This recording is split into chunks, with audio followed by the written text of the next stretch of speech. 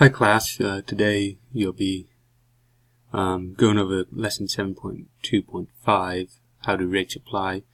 I know this is probably the only lesson you have this week because play practice, so the only standard lesson. So the main objective here is to help us recognize rates of change in everyday situations and review how rates of change will be used in calculus.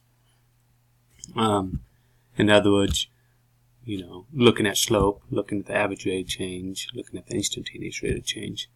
Really two problems, 7.122 and 7.123. And we'll look at, as I said, the slope, the average rate of change, and the instantaneous rate of change, and how they are all related to each other. And this lesson kind of looked at a couple examples that you actually might see in real life. And so as you go through this lesson, some questions you can ask yourselves is, what questions do you have about today's lesson? What question can you ask your team that will promote a deeper level of discussion?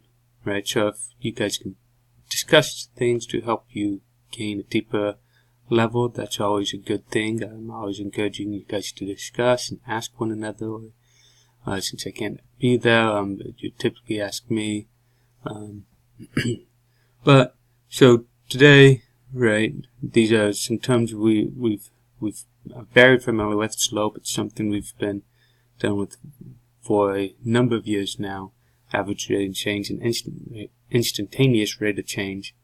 The slope, roughly speaking, is the rise over the run of a linear line. Right? There's different ways we can show that using the letter m, rise over 1, delta y over delta x, etc.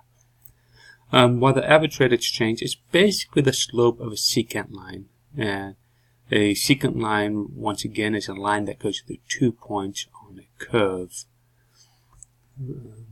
And so, while an instantaneous rate of change is the slope of a tangent line, or a line that touches 1 point on a curve.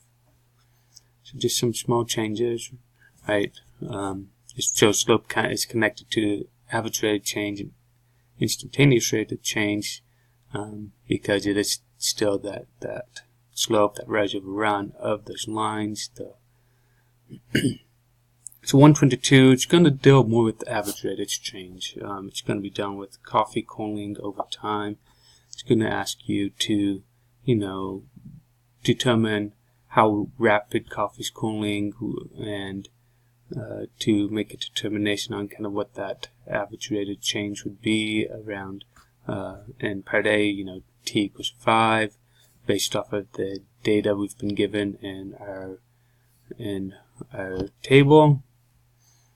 And as we continue on, right, it's going to ask us to be a little bit more exact. Right, it'll give us an actual equation in part B. So from that, right, we might want to think about how can we be more precise in our calculations. And continuing on to problem 123, the second problem of the day, and last problem that you should have to worry about, talks about a boulder falling from a cliff, and this negative 16t squared plus 124 is the equation you'll be using. This problem will move more from average rate of change and will focus a little bit more on instantaneous rate of change, and we see that come into play in part C. So just a couple questions.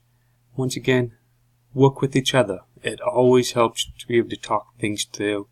If you're trying to do it all by yourself, it becomes that much more difficult.